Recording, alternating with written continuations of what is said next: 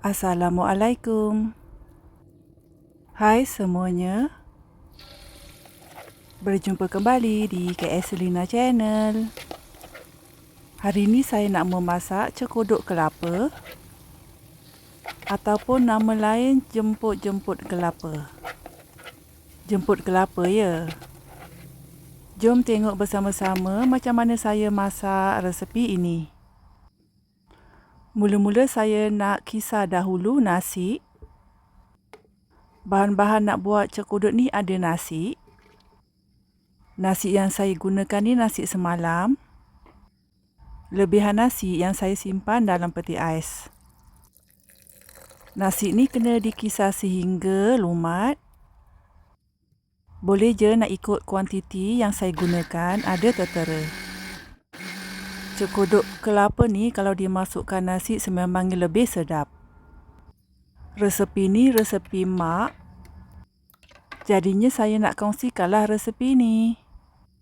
Bila dah siap dikisar macam inilah rupanya. Ketepikan seketika. Saya nak buat adunan cekodoknya pula. Gunakan bekas yang besar sedikit. Masukkan tepung gandum.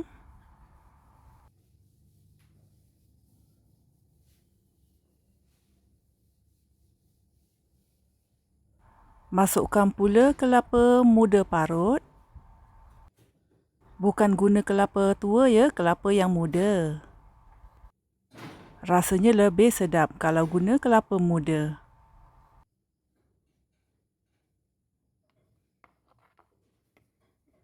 Kemudian gaul ke semuanya sehingga sebati.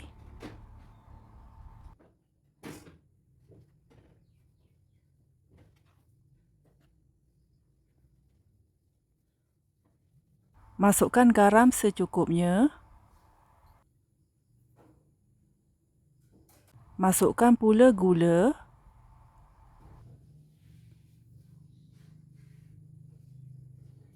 Masukkan juga serbuk penaik ataupun baking powder. Saya gunakan yang double acting. Kalau nak gunakan yang biasa pun boleh juga. Gaul-gaulkan sebentar.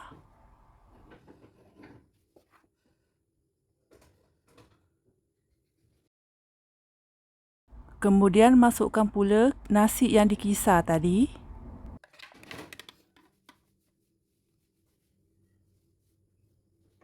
Kocak-kocakkan bekas blender tu dengan sedikit air. Masukkan baki nasi yang dikisar tadi. Kemudian gaulkan sehingga sebati.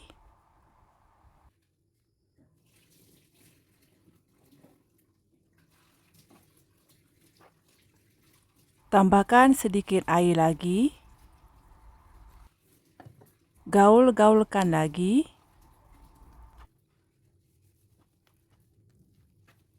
Tambahkan air lagi.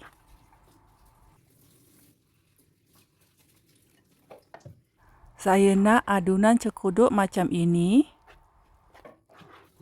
Kepekatan adunan cekodok macam ini. Adunannya pekat ya, tak cair. Adunan ni kena betul-betul sebati.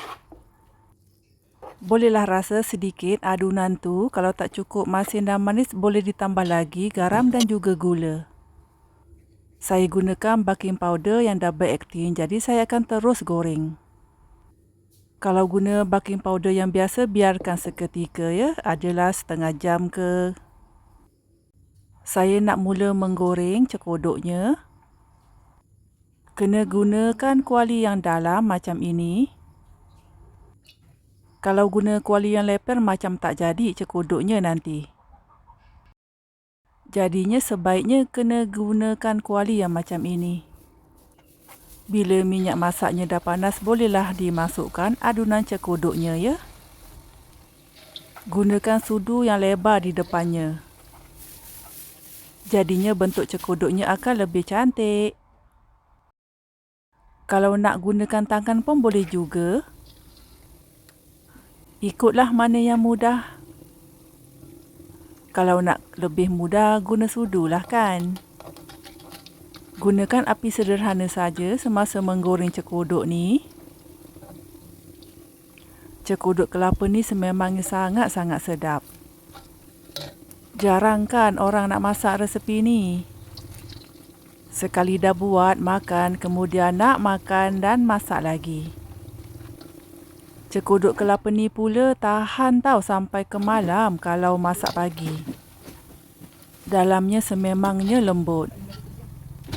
Luar cekodok ni kalau baru digoreng sememangnya sangat rangup.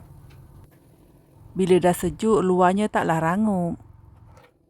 Yang penting isi cekodoknya sangat lembut.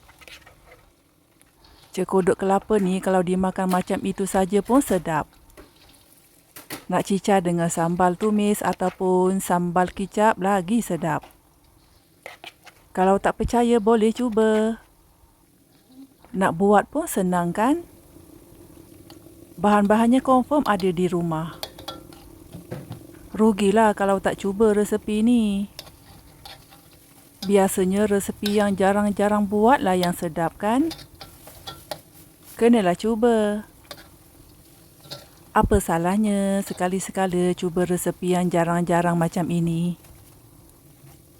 Cekodok kelapa ni pun sebenarnya resepi orang dulu-dulu kan?